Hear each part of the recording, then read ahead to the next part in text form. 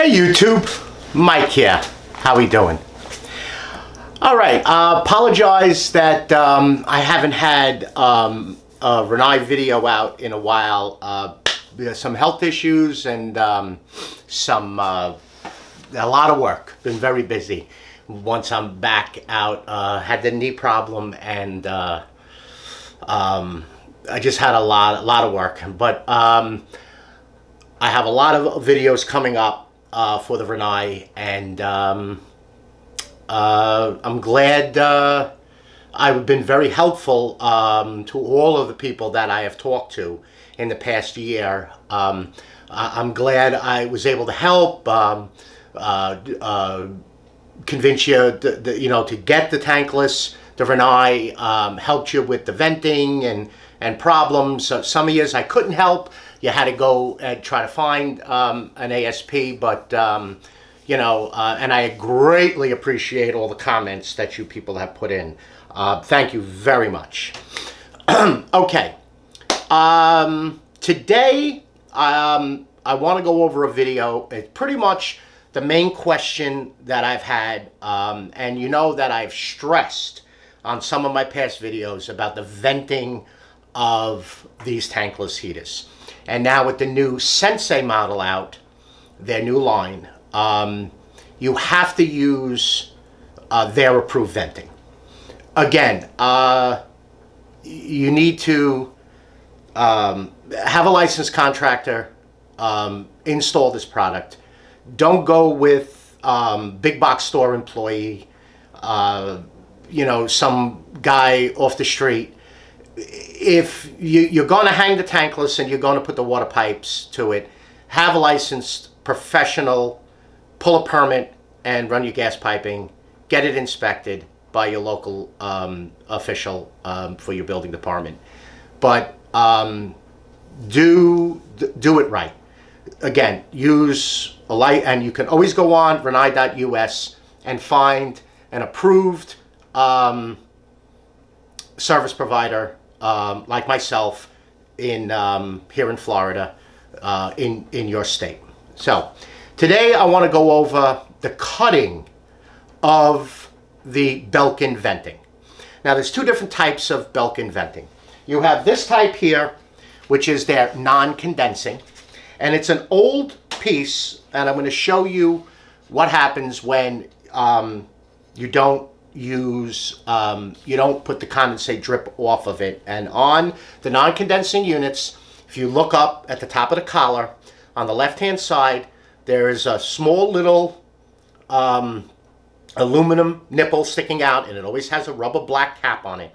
And if you're not just going with the elbow and out the wall, if you're going through the roof, or if you're running a distance, and again, consult the owner's manual for the amount of distance that you could run, subtracting elbows and 45s from that distance to tell you what you can do.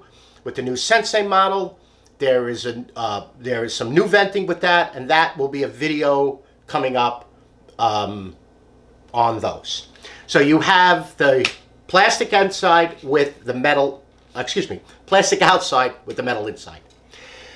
The condensing models, it looks exactly like this, but it has, again, the plastic outside, which is pretty much like a whitish beige bisque color, but with a gray plastic inside.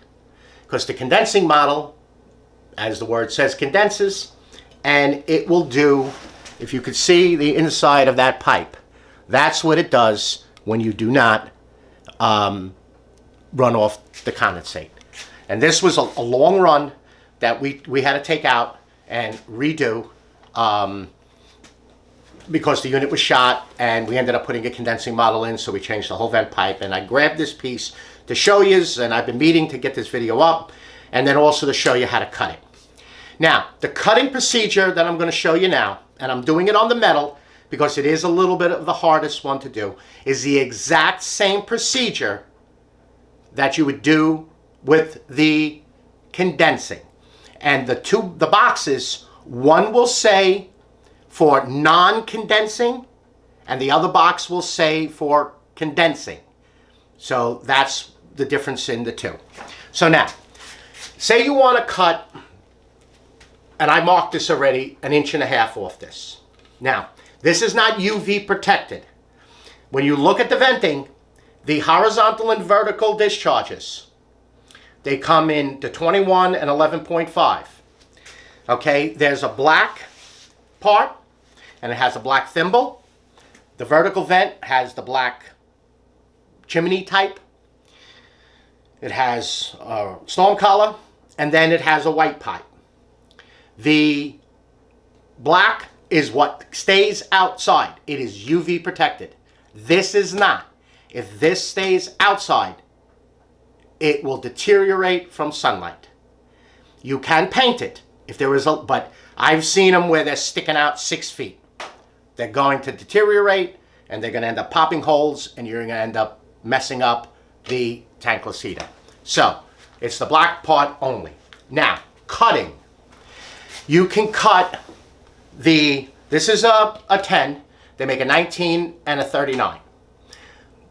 They make the horizontal, which comes in 11.5 and 21. Those could be cut. You cannot cut an elbow. You cannot cut a 45. And you do not have to cut a vertical. Because a vertical, when you put it through the boot of the roof, you're going to work backwards. So that is your starting point. Okay? When you put an elbow and you go through your wall, whether it be a 2x4 wall, a metal wall, a block wall with brick, you're going to have to know what the thickness is to know what size. Then, of course, when you take your measurement and you go to allow for the distance that it goes in, because there's an engagement. And if you look in here, there's an engagement that this goes in. This, the metal part that goes in here, goes in a 1/2 inch deeper. And that's what we're going to get into in a minute. So what happens is that you need to cut that horizontal so that you can get it nice and flush, allowing for the thimble, the black thimble, to go flush to the wall and then into the elbow. So those are what you can and cannot cut. All right, let's just make sure we're in focus here. What I have here, and I'm even doing it in Mike's Woodshop, and I apologize, I'm not wearing the Economy and I'm wearing the Mike Woodshop shirt. So I just did a video. What you see here is exactly what we use when we're doing a tankless heater and have to cut this. We use the DeWalt table, of course the vent, the ruler, a wraparound, blue tape. We use some type of grinder. This happens to be the Milwaukee Dremel tool. Milwaukee Sawzall, the 12 volt with a what they call the thin kerf blade or a very fine blade. You can do it with a hacksaw, but you have to use a fine blade and a compressor with even the exact air chock. And we'll get to that in a couple of minutes. Okay, so cutting it. We have to cut 1.5 inches off. We keep either large construction paper or we keep this, you know, the long rolls of construction paper. And as long as you have an edge that's square, that's straight, you're going to make what they call a wraparound. Now, if you don't have paper, you can take your ruler and just measure tick marks all the way around, say 1.5 inches. But if you have some construction paper, all you do is take a little piece of blue tape, get your straight edge, put the first piece on the line, get it square, tape it down, and of course, don't move it. Just tape it down. Then when you wrap this piece of paper around and meet the other edge, again, a little piece of blue tape, meet the edge. It doesn't matter what this is, it just matters that these two meet. And now you have what they call a wraparound. Check your measurement just to make sure. Take your time with it, and then take your magic marker and then just follow the paper around. You can be a tad bit off, but like a fraction. So you make your mark all the way around the pipe. Check, you don't check your measurement with your tape. Check your measurement, 1.5 inches. And now peel off your, and now you have a perfect circle. Now, what I do is, let's just make sure we're in, I take the Sawzall, keeping my thumb at a very slow speed to start, and I'll make a first plunge cut. Stop before I hit the metal.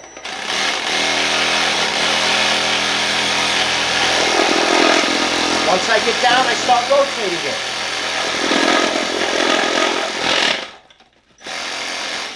Get it back in the groove.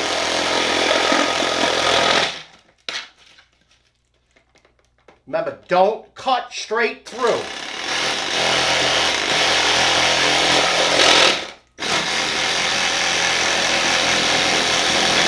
Now this is old, as you can see, it's falling out. But we'll put it back together and get it and show you what the next step is.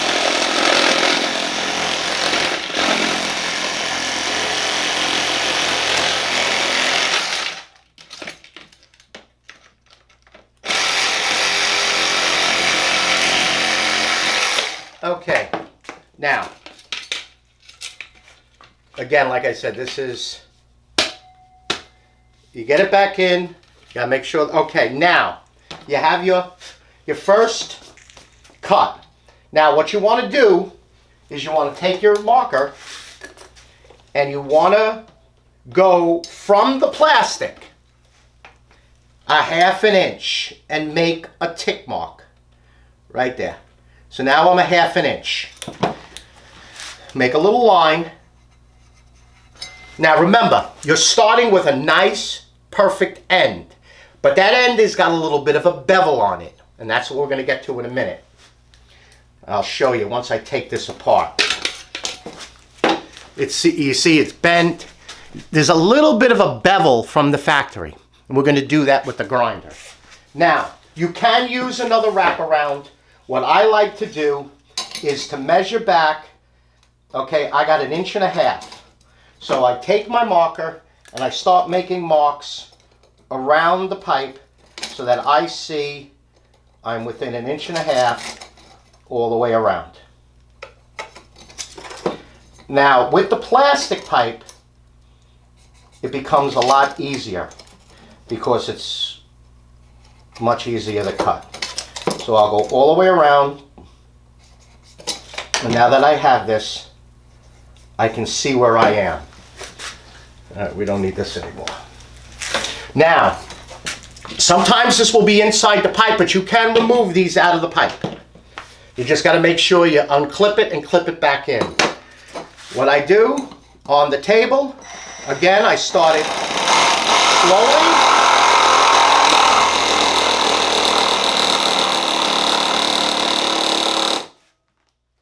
Move this stuff off because it's just going to vibrate it off the table.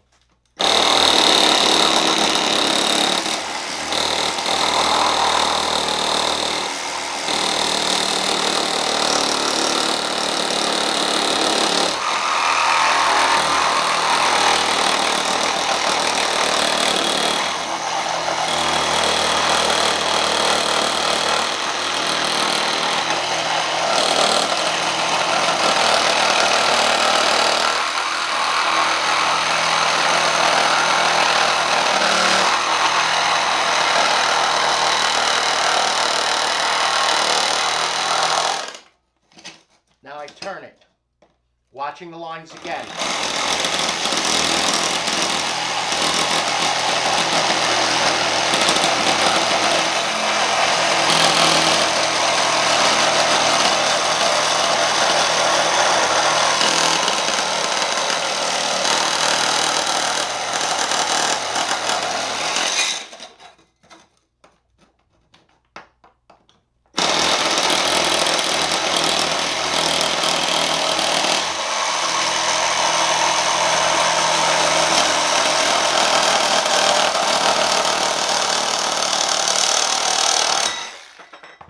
Actually watching the line through the Sawzall as I go down.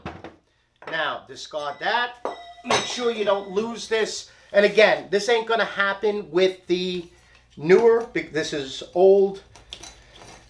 It's just, everything is just popping out here. Oh, Okay, now you got to deburr this, and I find that this Dremel stone wheel works the best. So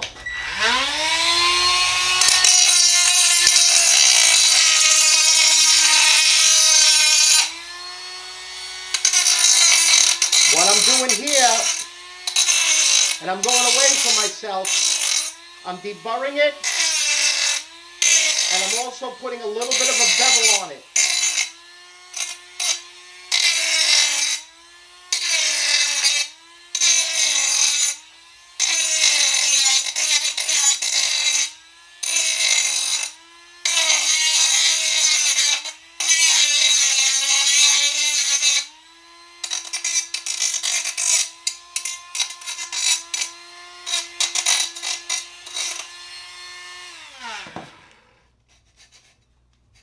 Okay, the inside's rough from all that deterioration, but nice and smooth now. Then go over to the plastic, but not as aggressive. You want to just get the burrs off. So not as aggressive. Just like tap it.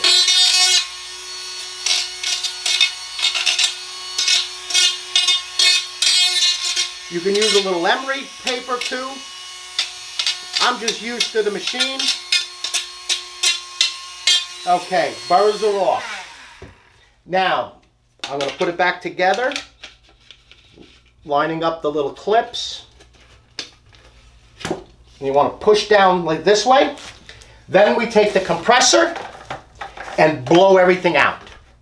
Don't want anything left in, especially in the side that the air is going to go in. This. It's going to get back to the fan. So, 100 pounds of pressure, blow it out.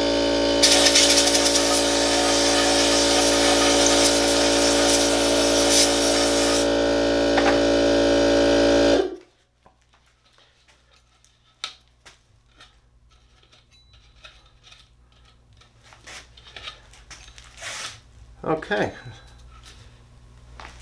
There you go. See how it's a ½ inch higher? Now I would touch this up a little bit more.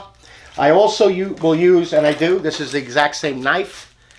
I will go backwards with the knife, get any of the hairs off. You can actually use the knife instead of the Dremel tool. You want to get all these hairs off because you don't want anything. There's a little dip.